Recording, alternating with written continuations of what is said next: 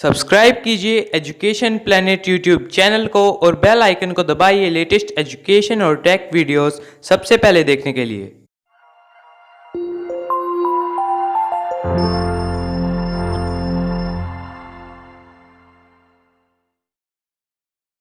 प्रिय विद्यार्थियों, कक्षा 7 साइंस का चैप्टर नंबर 8 पवन तूफान और चक्रवात, इसका जो फर्स्ट पार्ट था उसमें हमने इसके पाठ का कुछ हिस्सा हमने पढ़ा।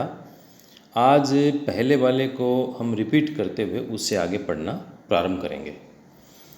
तो उससे पहले का जो वीडियो था उसमें हमने पवन तूफान चक्रवात इसका हमने पहले अर्थ स्पष्ट किया था और फिर उड़ीसा में 18 अक्टूबर 1999 और 29 अक्टूबर 1999 को किस प्रकार से दो चक्रवात आए और उन्होंने नुकसान पहुंचाया उसको हमने पढ़ा। उसके बाद में ये सारा होता है वायु के कारण से, और गतिशील वायु पवन कहलाती है और वायु दाब डालती है। फिर हमने एक दो क्रियाकलाप के माध्यम से इसको सिद्ध किया कि किस प्रकार से दाब के अंतर के कारण से उसका प्रभाव पड़ता है। उसके बाद में हमने पढ़ा कि पवन का वेग बढ़ने पर वायु का दाब घट जाता है। इसके हमने 2-3 प्रयोग किए थे। ये बोतल में फूंक मारने वाला प्रयोग था, एक ये दो गुब्बारों को फुलाकर उसके बीच में फूंक मारने का प्रयोग था, फिर ये कागज़ की पट्टी के ऊपर फूंक मारने का प्रयोग था। तो इन सारे प्रयोगों का जो निष्कर्ष यही था कि जब वायु की गति बढ़ती है तो उस समय उसका दाब कम हो जाता है।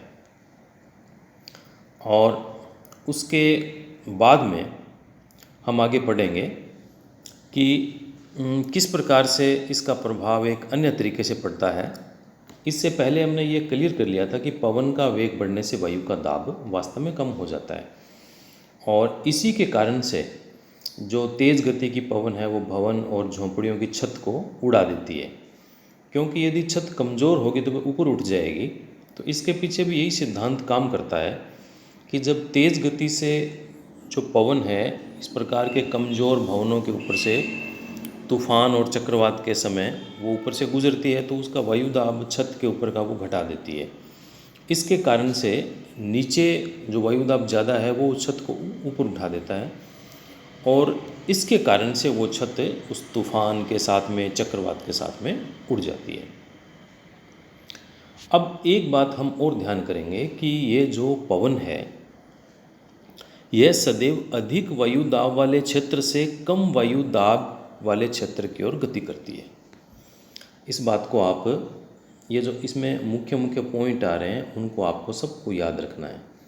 तो जैसे जो पवन है वो हमेशा अधिक वायु दाब वाले क्षेत्र से कम वायु दाब वाले क्षेत्र की ओर गति करती है। जिस प्रकार से पानी होता है वो ऊंचे स्थान से नीचे स्थान की ओर बहता है, इसी प्रकार से जो पवन है वो भी अधिक वायु दाब वाले क्षेत्र से कम वायु दाब वाले क्षेत्र की ओर गति करती है। अब वायु दाब के बीच में जितना अंतर अधिक होगा पवन का वेग भी उतना ही अधिक होगा। अगर अंतर कम है तो पवन का वेग कम होगा, अंतर ज़्यादा है तो पवन का वेग भी ज़्यादा हो जाएगा। अब इसमें दूसरी बात आती है कि लेकिन ये प्रकृति में ऐसे कौन से कारण हैं कि जिसके कारण से ये अलग अलग क्षेत्रों में वायु दाब की भिन्नता उत्पन्न हो जाती है। तो विभिन्न क्षेत्रों के वायु दाब में भिन्नता कैसे उत्पन्न होती है? क्या ताप में भिन्नता के कारण ऐसा होता है?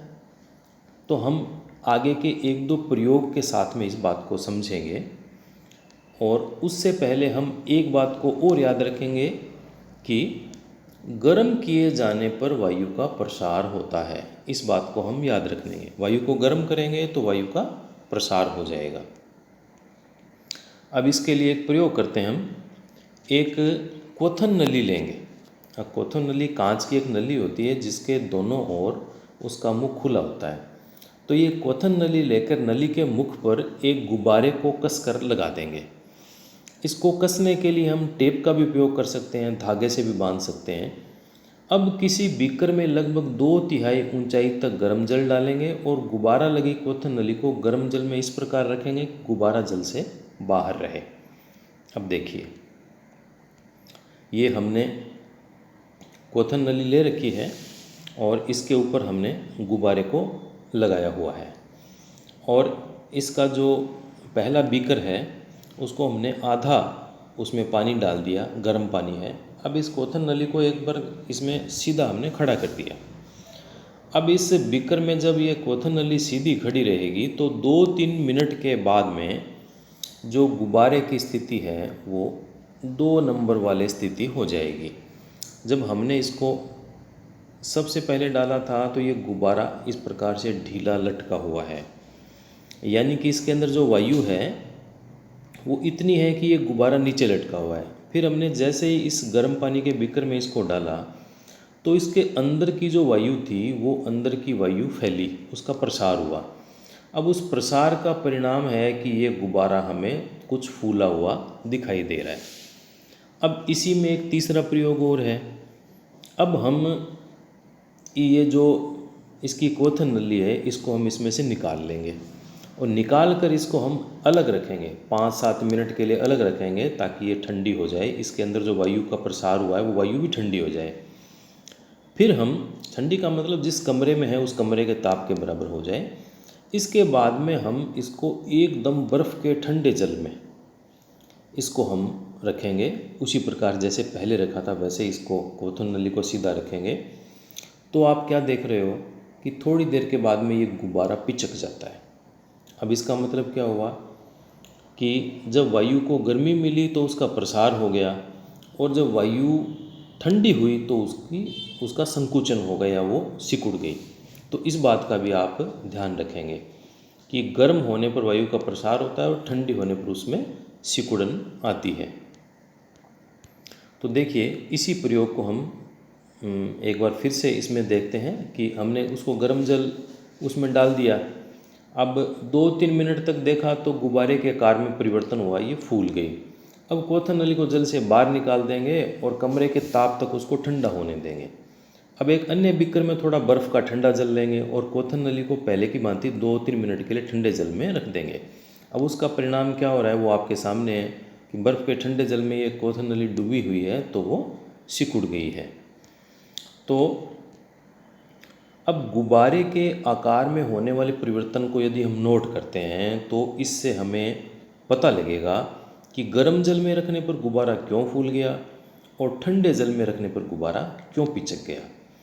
अब इससे निष्कर्ष यही निकलता है कि वायु गर्म किए जाने पर फैलती है और ठंडी किए जाने पर उसमें सिकुड़न पैदा होती है।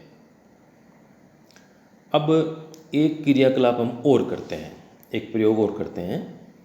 इस समान आमाप की कागज़ की 2 खाली थैलियाँ। अब आप देखिए ये कागज़ की 2 खाली थैली हमने ले ली है। इसका आकार दोनों थैलियों का समान है, ये समान आकार है इनका।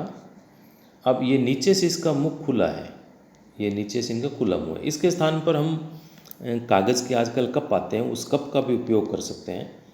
अब हम क्या करेंगे कि इनके नीचे एक मोमबत्ती जलाएंगे। ये दोनों बैलेंस में होती है, जैसे ऊपर थी उस प्रकार से। अब यहाँ हमने इसके नीचे मोमबत्ती जलाई, तो जैसे ही मोमबत्ती जलाएंगे तो फिर इसका बैलेंस बिगड़ जाता है। मोमबत्ती जलाने पर इसकी जो ये स्थिति थी बैलेंस की, वो स्थिति इसकी ये हो गई। अब ये ऊपर हो गई। ये ऊपर इसलिए हो गई क्योंकि मोमबत्ती की गर्मी से वहाँ की वायु गर्म हुई और वायु गर्म होकर ऊपर उठी। जब वायु गर्म होकर ऊपर उठी तो उसने इस खाली जो थैली थी कागज़ की उसको भी उसने ऊपर उठा दिया। अब इससे हमें यह भी पता लग गया कि जब वायु गर्म होती है तो वो ऊपर उठती है। अब आप बता सकते हो ना कि धुआं ऊपर क्यों उठता है? क्यों? क्योंकि धुआं आग के पास, आग के कारण से धुआं होता है और जब आग जलती है तो उसके आसपास की वायु गर्म हो जाती है, तो गर्म वायु ऊपर उठती है। उस ऊपर उठती हुई गर्म वायु के साथ ही धुआं ऊपर उठ जाता है। तो इस प्रयोग में हम थोड़ी सी सावधानी भी रखेंगे कि जो मोमबत्ती है उसको हम सावधानी से पकड़ें। उसकी कागज़ की लो है, जो मोमबत्ती की लो वो कागज़ की थैली से पर्याप्त दूरी पर रहे। ऐसा नहीं हो कि हमारा जो मोमबत्ती की लो है वो कागज़ को टच कर जाए, उससे कागज़ में आग लग जाए। इस बात को हमें ध्यान रखना पड़ेगा। तो ऊपर की बातों से 2-3 बातें एकदम क्लियर हो गई। वो यह है कि गर्म वायु ठंडी वायु की अपेक्षा हल्की होती है, इसके कारण से धुआं ऊपर उठ जाता है। अब इस पार्ट को हम आगे बढ़ाते हैं। ये 2-3 बातें आपके क्लियर हो गई हैं। अब प्रकृति में अनेक ऐसी स्थितियां होती है जहां किसी स्थान या क्षेत्र से वायु गर्म होने के कारण ऊपर उठती है। ऐसी स्थिति में उस स्थान का वायु दाब कम हो जाता है। अब देखिए, किसी भी कारण से वायु गर्म होने के कारण ऊपर उठती है तो उस स्थान का वायु दाब कम हो जाता है। अब जब वायु दाब कम हो जाएगा तो इसके कारण से इसके आसपास के क्षेत्र से ठंडी वायु प्रवाहित होकर उस स्थान को घेर लेती है। इससे वायु में संवहन धाराएं स्थापित हो जाती है। गर्मी के कारण से वायु गर्म होकर ऊपर उठेगी और उसका स्थान लेने के लिए आसपास की ठंडी वायु आएगी, जिसके कारण से वायु में संवहन धाराएं स्थापित हो जाती है। अब आगे का जो इसमें चैप्टर आएगा या इससे जो पहले वाला चैप्टर था उसमें हमने इसके बारे में पढ़ा था। अब ये जो पवन की धाराएं हैं ये पृथ्वी के असमान रूप से गर्म होने के कारण से उत्पन्न होती है। अब यहाँ हम कुछ ऐसी स्थितियों का विवरण प्रस्तुत कर रहे हैं जिसके कारण से पृथ्वी के वायुमंडल में पवन की धाराएं उत्पन्न होती है। अब इसका पहला कारण है भूमध्य रेखीय और ध्रुवीय क्षेत्रों का असमान रूप से गर्म होना। जो भूमध्य रेखीय क्षेत्र है वहाँ सूर्य का प्रकाश, सूर्य का ताप ज़्यादा मिलता है, वो ज़्यादा गर्म हो जाता है। और उससे उत्तर की तरफ और उससे दक्षिण की तरफ जैसे जैसे हम ऊपर की तरफ जाएंगे उत्तरी ध्रुव तक, नीचे जाएंगे दक्षिणी ध्रुव तक, तो जैसे जैसे हम ध्रुवों की तरफ जाएंगे तो वहाँ सूर्य का ताप है वो कम मिलता है। इसलिए भूमध्य रेखीय क्षेत्र में ताप ज़्यादा होता है और ध्रुवों की तरफ ताप उसका कम होता जाता है। अब जो भूमध्य रेखीय रेखा के आसपास का जो क्षेत्र है वो सूर्य की अधिकतम ऊष्मा उसको मिल जाती है। इससे इन क्षेत्रों में पृथ्वी की सतह के निकट की वायु गर्म हो जाती है और गर्म वायु ऊपर उठती है और ठंडी वायु भूमध्य रेखा के दोनों ओर से स्थित 0 से 30 डिग्री अक्षांश की पट्टी के क्षेत्रों के मध्य भूमध्य क्षेत्र की ओर गतिशील हो जाती है। इस प्रकार से उत्पन्न पवन की जो धाराएं हैं वह उत्तर और दक्षिण में भूमध्य रेखा की ओर बढ़ती है। उत्तरी ध्रुव से भी बढ़ेगी और दक्षिण ध्रुव की ओर बढ़ेगी भूमध्य रेखा की ओर। अब ध्रुवों पर वायु पृथ्वी के लगभग 60 डिग्री अक्षांश तक के क्षेत्रों की वायु से अधिक ठंडी होती है और इन क्षेत्रों में गर्म वायु पर उठती है, जिसका स्थान लेने के लिए ध्रुवों से ठंडी वायु उसकी ओर प्रवाहित होने लगती है। इस प्रकार वायु का प्रवाह ध्रुवों से अपेक्षाकृत अधिक गर्म क्षेत्रों की ओर होता है, जैसा कि इस चित्र में हमें दिखाया गया है।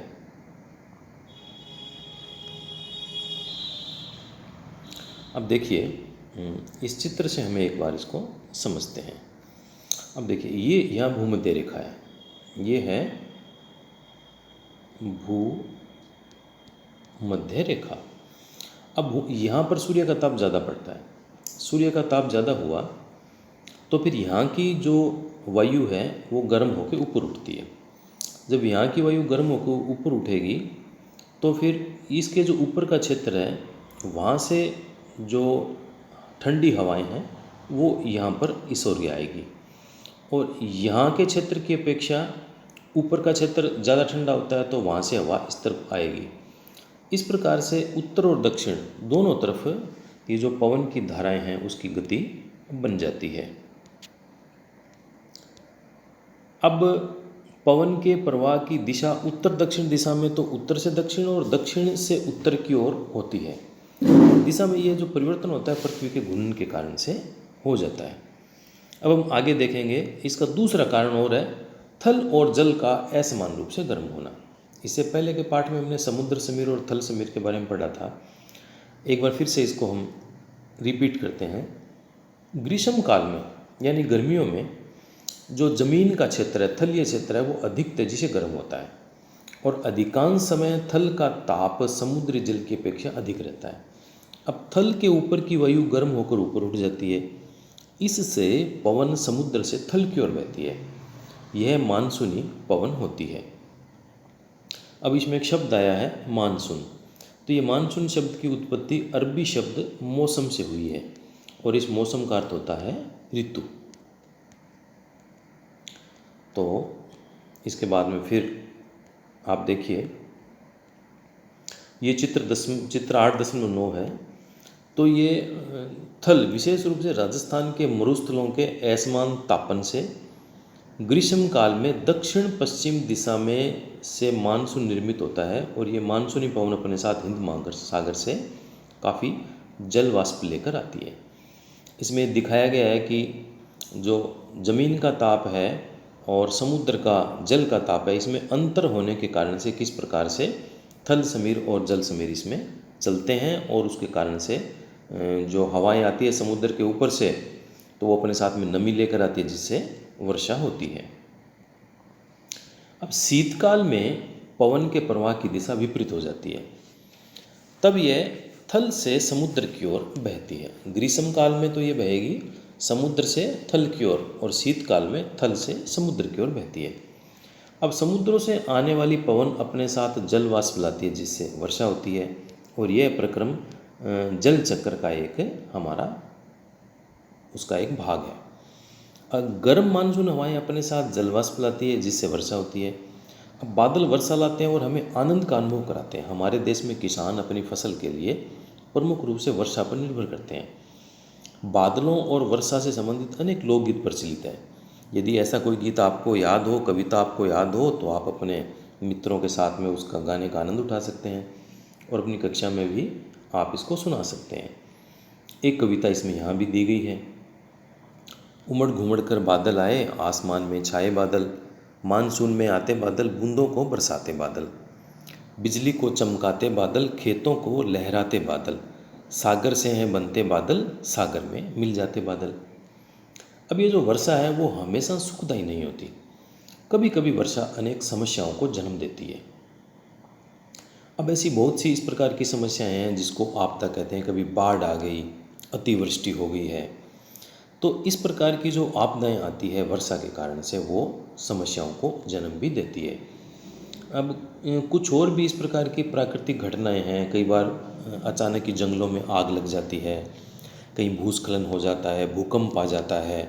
तो इस प्रकार की जो आपदाएं हैं वो मनुष्य को, जंतुओं को और पादपों, उन तीनों के जीवन के लिए संकट उत्पन्न करती है। अब इसी प्रकार की दो घटनाएं हैं, वो है तड़ित और झंझा। अब तड़ित, झंझा और चक्रवात, इसका हम अध्ययन करेंगे कि ये किस प्रकार से चक्रवात एक आपदा के रूप में हमें नुकसान पहुंचाता है, कैसे चक्रवात बन जाता है, इसको हम प्रारंभ करते हैं। अब ये जो तड़ित झंझा है, जो आसमान में आपको बिजली चमकती हुई दिखाई देती है। कई बार जब वर्षा होती है तो उस वर्षा के साथ में आसमान में एक तेज आवाज़ के साथ में बिजली चमकती है। वो जो बिजली चमकती है वही तड़ित झंझा होता है। तो भारत जैसे गर्म, आर्द्र और उष्ण कटिबंधीय क्षेत्रों में अक्सर तड़ित झंझा विकसित होते रहते हैं। अब ये विकसित क्यों होता है, कैसे बनता है, इसको आप पढ़िए। बड़ा ही इंटरेस्टिंग इसका एक तरीका है, और आप थोड़ा सा ध्यान से सुनेंगे, आपको बिल्कुल विषय समझ में आ जाएगा। होता क्या है कि ताप में वृद्धि होने के कारण से ऊपर की ओर उठती हुई जो पवन है वो प्रबल हो जाती है। आपने पहले पढ़ लिया कि जब ताप में वृद्धि होगी तो जो पवन है वो ऊपर उठती है, वायु हल्की हो जाती है, हल्की होकर ऊपर उठेगी। तो ये पवन ऊपर की उठती हुई और ताकतवर हो जाती है, प्रबल यानी ताकतवर हो जाती है, और यह पवन वायु में पहले से विद्यमान जल बूंदों को अपने साथ ऊपर की ओर ले जाती है, जहाँ पर ताप कम होने के कारण वे जम जाती है। अब जैसे जैसे हम ऊंचाई की ओर जाएंगे तो वहाँ पर तापक्रम कम होता जाता है, और जैसे जैसे हम नीचे जाएंगे तो तापक्रम बढ़ता जाता है। तो ये जो गर्म हवाएं हैं, पवन है, वो ऊपर की ओर उठती है और जल की बूंदों को अपने साथ ले जाती है, और ऊपर ताप कम होने के कारण वो जल की बूंदें जम जाती है। अब जैसे ही वो जमती है तो वो पुनः नीचे की ओर गिरने लगती है। यहाँ तक विषय क्लियर हो गया कि जलवाष्प पवन के साथ में ऊपर उठ के चली गई, ऊपर चली गई, और ऊपर तापक्रम कम हुआ, उससे वो जम गई तो वो वापस नीचे आने लग जाती है। अब नीचे जब गिरने लग जाती है तो गिरती हुई जल की बूंद जो जमी हुई है और तीव्र वेग से ऊपर उठती हुई वायु की परस्पर टक्कर होती है, उनका घर्षण होता है। तो ये इन दोनों की टक्कर और घर्षण से बिजली कौंधती है। बिजली, इसको तड़ित कहा गया है। ये बिजली कौंधती है जिससे ध्वनि उत्पन्न होती है। इसी घटना को हम तड़ित झंझावात कहते हैं। यानी जो पानी की जमी हुई बूंद है वो तो नीचे आती है और नीचे से तेज गति से ऊपर उठती हुई वायु होती है। इन दोनों की आपस में टकराहट होती है, टक्कर होती है, घर्षण होती है। उसके कारण से बिजली कौंधती है जिससे ध्वनि उत्पन्न होती है और इस घटना को हम कहते हैं तड़ित झंझावात। अब ये जो तड़ित झंझावात होता है, तो यदि इस झंझा के साथ में बिजली भी गिरे तो इसे तड़ित झंझावात कहते हैं। इसमें हमें निम्नलिखित सावधानियां बरतनी चाहिए। अब सावधानियां इसमें हम कौन सी ध्यान रखेंगे? यदि किसी वृक्ष के नीचे आश्रय न लें, यदि इस प्रकार का मौसम है कि वर्षा का मौसम हो रहा है, बिजली चमक रही है, इस प्रकार का यदि वातावरण होता है तो हमें किसी भी पेड़ के नीचे खड़ा नहीं होना चाहिए। यदि आप वन में हैं तो किसी छोटे वृक्ष के नीचे आश्रय लें, खुली जमीन पर न लेटें। धातु की डंडी वाले छाते का उपयोग नहीं करना चाहिए। खिड़की के निकट नहीं बैठना चाहिए। खुले गैरेज, भंडारण, शेड या ऐसी जगह जहाँ धातु की चद्दर लगी हो उसका आश्रय हमें नहीं लेना चाहिए। कार अथवा बस आश्रय लेने के लिए सुरक्षित स्थान है। यदि आप जल में हैं तो बाहर निकल कर किसी इमारत में चले जाएं। ये उस समय में ध्यान रखना चाहिए। अब तड़ित झंझावात के बारे में और विशेष रूप से हम आगे पढ़ेंगे। अब ये जो तड़ित झंझावात, अब हम देखते हैं कि ये जो तड़ित झंझा है ये चक्रवात कैसे बन जाता है। आप जानते हैं कि जल को द्रव से वाष्प अवस्था में परिवर्तित करने के लिए ऊष्मा की आवश्यकता होती है।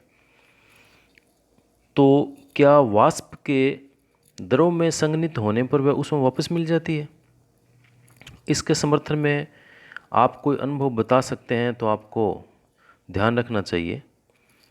बादल के बनने से पहले जल वायुमंडल से ऊष्मा लेकर वाष्प में परिवर्तित हो जाता है। देखिए, बादल के बनने से पहले जल है, ये वायुमंडल से ऊष्मा लेकर वाष्प में परिवर्तित हो जाता है। जब जलवाष्प वर्षा की बूंदों के रूप में पुनः द्रव रूप में परिवर्तित होता है तो यह ऊष्मा वायुमंडल में निर्मुक्त हो जाती है। वायुमंडल में ये बिखर जाती है। निर्मुक्त होने वाली ऊष्मा से आसपास की वायु गर्म हो जाती है। इस प्रकार गर्म वायु ऊपर की ओर उठती है जिससे वायु दाब कम हो जाता है। फलस्वरूप तड़ित झंझा के केंद्र की ओर से उच्च वेग की अधिक वायु गति करने लगती है और इस चक्र की पुनरावृत्ति अनेक बार होती है। घटनाओं की इस श्रृंखला का अंत बहुत ही निम्न दाब के एक ऐसे तंत्र निर्माण के साथ होता है जिसके चारों ओर उच्च वेग की वायु की अनेक परतें कुंडली के रूप में घूमती रहती है। यानी कि एक परत घूम रही है, उसके बाद में दूसरी घूम रही है, फिर तीसरी घूम रही है, ऐसे कई कुंडलियों की तरह वो उसके चारों ओर घूमती रहती है। मौसम की इस स्थिति को हम चक्रवात कहते हैं। वायु वेग और वायु दिशा ये चक्रवात के तापमान और आर्द्रता में वृद्धि करने वाले कुछ कारक हैं। अब आइए देखिए चक्रवात की संरचना। किसी भी चक्रवात का जो केंद्र होता है वह एक शांत क्षेत्र होता है। इसे झंझा का नेत्र कहते हैं। यानी चक्रवात के केंद्र को झंझा का नेत्र कहते हैं। कोई विशाल चक्रवात वायुमंडल में वायु का तेजी से घूर्णन करता हुआ पिंड होता है।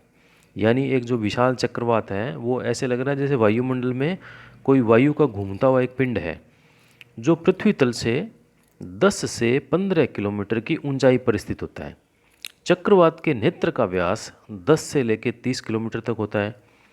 यह बादलों से मुक्त क्षेत्र होता है और इसमें पवन का वेग न्यून होता है।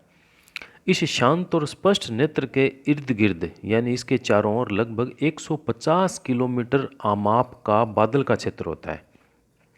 इस क्षेत्र में उच्च वेग की पवन यानी जो 150 से लेकर 250 किलोमीटर प्रति घंटा की गति से चलती है, ये उच्च वेग की पवन और सघन वर्षा वाले घने बादल होते हैं। इस क्षेत्र से परे पवन वेग क्रमशः कम होता जाता है। चक्रवातों की उत्पत्ति का प्रक्रम अत्यधिक जटिल होता है और चित्र में इसे एक प्रतिरूप में दर्शाने का इसमें प्रयास किया गया है। आप देखिए, इसमें ये चक्रवात के गति करने की दिशा इसमें दिखाई गई है, धारा का प्रवाह दिखाया गया है और ये बीच में इस चक्रवात का नेत्र है और जिसमें से वायु इसमें से नीचे जा रही है और ये उत्तरी गोलार्ध का इसको दिखा रखा है जो एंटी क्लॉक इसमें ये वायु घूम रही है। और नीचे ये भारत के मौसम विज्ञान विभाग की तरफ से एक चक्रवात का चित्र लिया हुआ है और इस चित्र में देखिए आप किस प्रकार से ये ऐसे ऐसे ऐसे राउंड में घूमती हुई वायु आपको दिखाई दे रही है।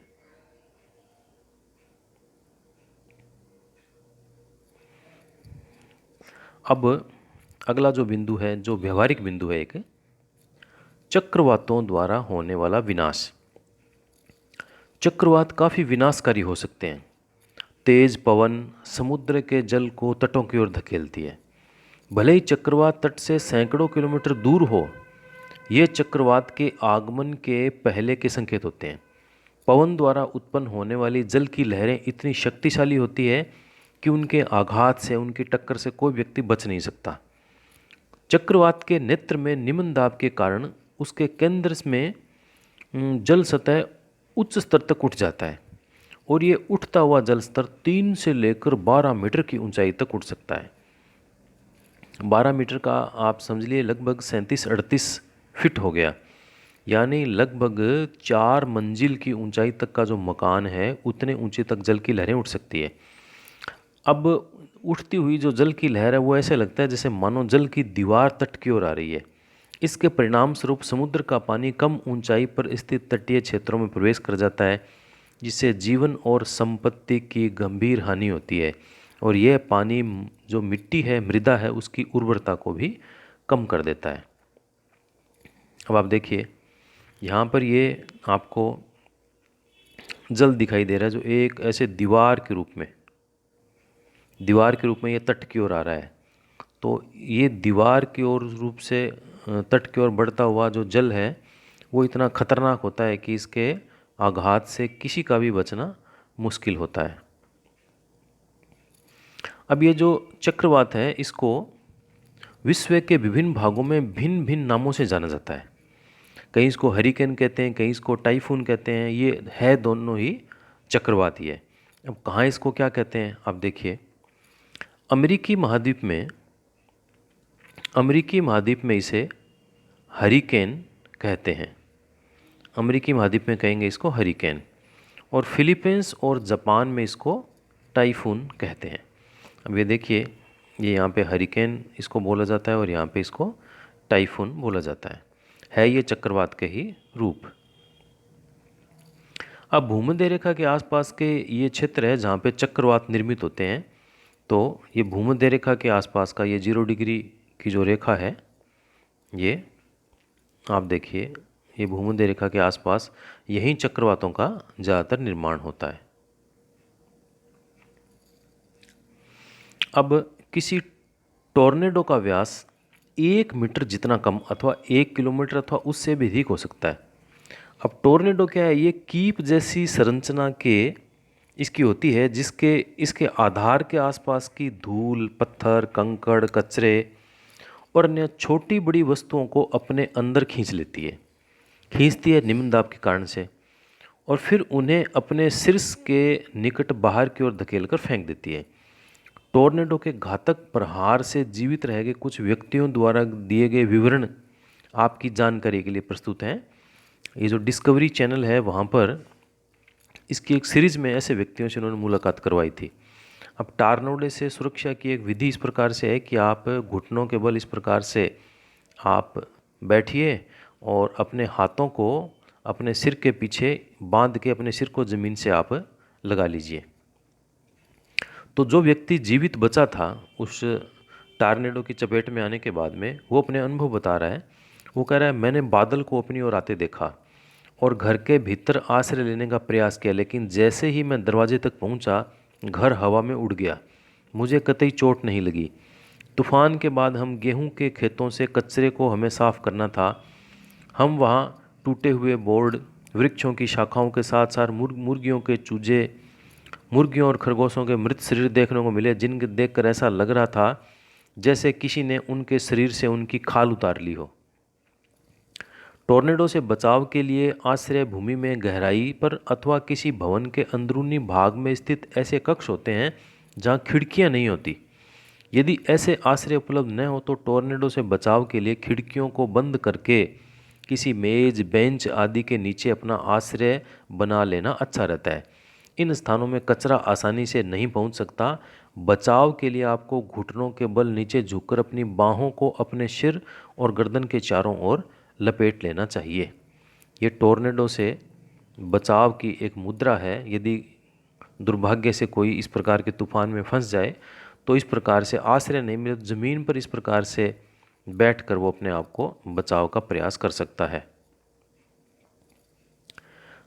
चक्रवात अपने साथ अति उच्च वेग की पवन लाते हैं जो घरों, दूरभाष और अन्य संचार प्रणालियों, वृक्षों आदि को क्षति पहुंचा सकती है, जिससे जीवन और संपत्ति की अत्यधिक हानि होती है।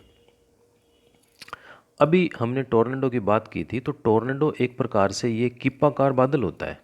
आप देखिए कि किस प्रकार से नीचे से इसकी एक पतली आपको नली दिखाई दे रही है और ये यहाँ पर एक कीप के आकार की उसकी रचना है।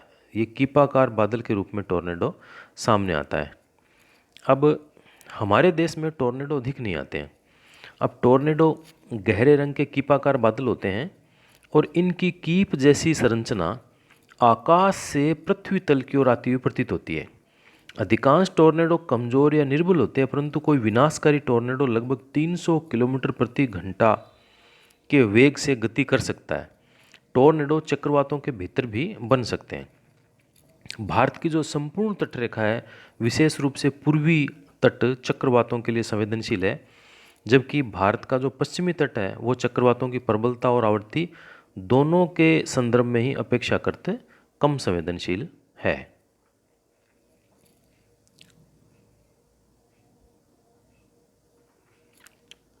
हमें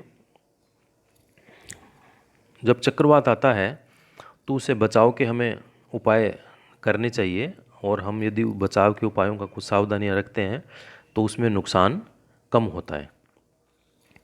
अब इससे पहले हम बात करेंगे कि हमने ये पढ़ा था कि सभी झंझा या तूफान निम्न दाब के तंत्र होते हैं। अब झंझा के निर्माण में पवन महत्वपूर्ण भूमिका निभाते हैं, इसलिए पवन के वेग की माप करना महत्वपूर्ण है। अब वेग की माप करने वाले उपकरण को वायुमापी कहते हैं। अब ये वायुमापी जो उपकरण है उसका चित्र हमारे सामने है। ये भारत का जो मौसम विज्ञान विभाग है नई दिल्ली, वहाँ से ये चित्र लिया गया है।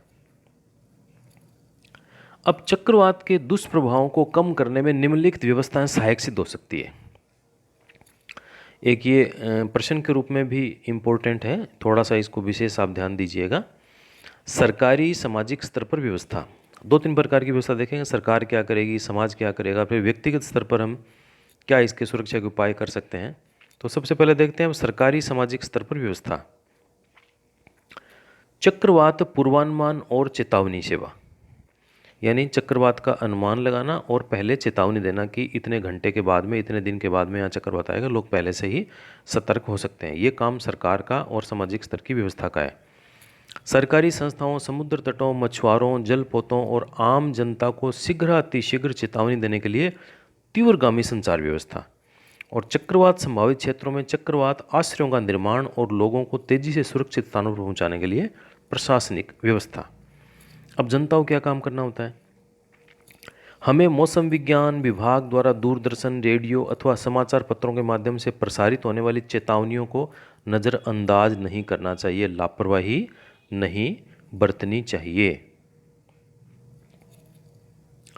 इसके अलावा हमें अनिवार्य घरेलू साज सामान, पालतू पशुओं और वाहनों आदि को सुरक्षित स्थानों पर पहुंचाने के लिए आवश्यक प्रबंध कर लेने चाहिए। जलमग्न सड़कों पर वाहन चलाने से बचना चाहिए, क्योंकि बाढ़ से सड़कें क्षतिग्रस्त हो सकती है।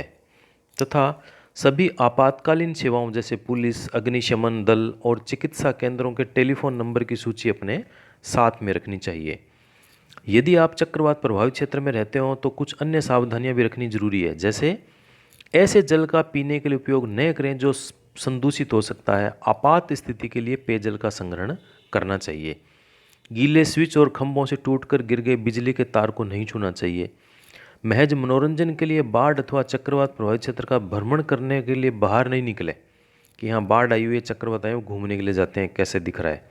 ऐसे मनोरंजन के लिए बाहर नहीं जाना चाहिए।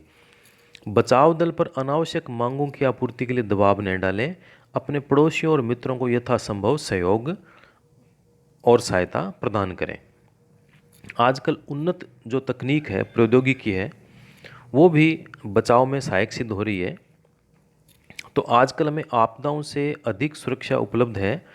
पिछली से जो शताब्दी के आरंभ में तटीय क्षेत्रों के निवासियों के पास किसी चक्रवात के आने से पूर्व सुरक्षा की तैयारी करने और अपने घर खाली करने के लिए एक दिन से भी कम का समय मिलता था। आज परिस्थितियां बहुत बदल गई है।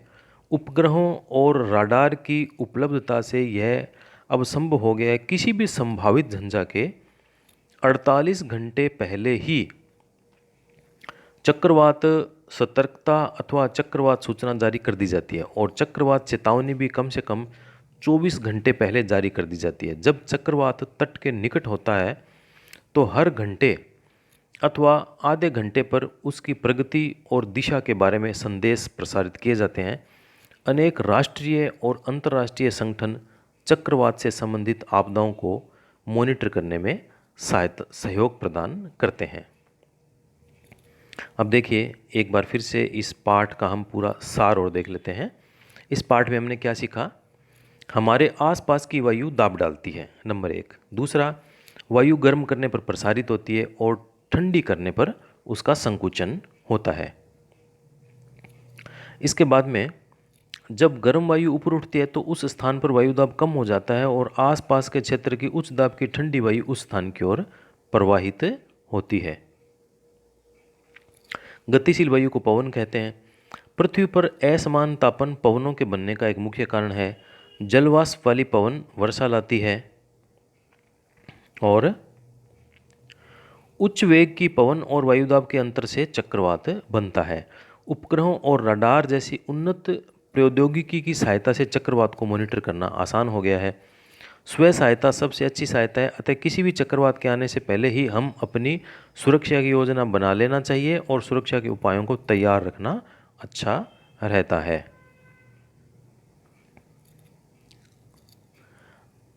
तो अब देखिए, अब एक अंतिम इस पाठ का बिंदु हम लेते हैं कि किस प्रकार से तूफान और चक्रवात बनते हैं। ये एक स्टेप बाय स्टेप इसमें बताया हुआ है। आपको बिल्कुल एक चीज़ एकदम अच्छी तरह से स्पष्ट में समझ में आ जाएगी। दो क्षेत्रों के बीच ताप में अंतर, नंबर 1। इससे क्या होता है? वायु में संवहन धाराएं उत्पन्न होती है। गर्म वायु ऊपर उठती है जिससे न्यून दाब क्षेत्र बन जाता है। अब ठंडी वायु न्यून दाब क्षेत्र की ओर प्रवाहित होती है और गर्म वायु ऊपर जाकर ठंडी होती है और उसमें उपस्थित जलवाष्प संघनित होकर बादल बन जाता है। अब बादल में बड़ी जल बूंदें भूमि पर वर्षा, ओले या हिमपात के रूप में गिरती है। अब देखिए, अब वायुमंडल के ऊंचे स्तरों पर पानी की नीचे गिरती बूंदें और ऊपर उठती वायु परस्पर उच्च वेग से गति करती है जिससे उनमें घर्षण होता है और तड़ित झंझावात का निर्माण होता है।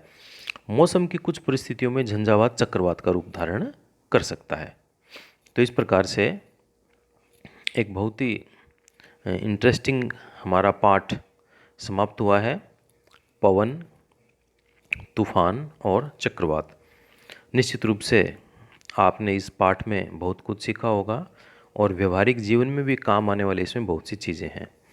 और कोई बात आपको समझ में नहीं है तो आप कमेंट बॉक्स में आप लिख सकते हैं, आपकी समस्या का समाधान किया जाएगा। और इसके बाद का जो नेक्स्ट वीडियो आएगा उसमें हम इस पाठ के प्रश्नोत्तर करेंगे।